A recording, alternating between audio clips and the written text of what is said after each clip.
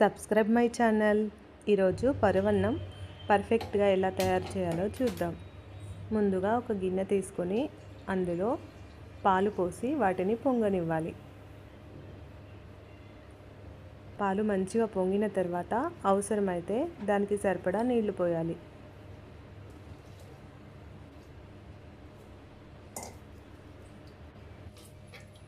ఇప్పుడు మనం ముందే నానబెట్టి ఉంచుకున్న ఒక గ్లాసుడు బియ్యాన్ని ఆ పాలల్లో వేయాలి.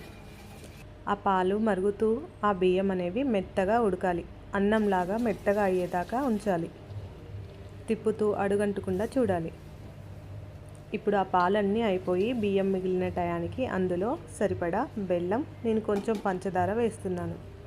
ఈ బెల్లం పంచదార కూడా ఆ అన్నంలో మంచిగా కలిసే విధంగా తిప్పాలి.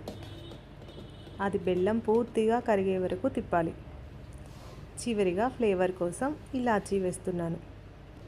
అంతే, టేస్టీ పరవన్నం రెడీ. నా ఛానల్ని సబ్స్క్రైబ్ చేయండి, లైక్ చేయండి.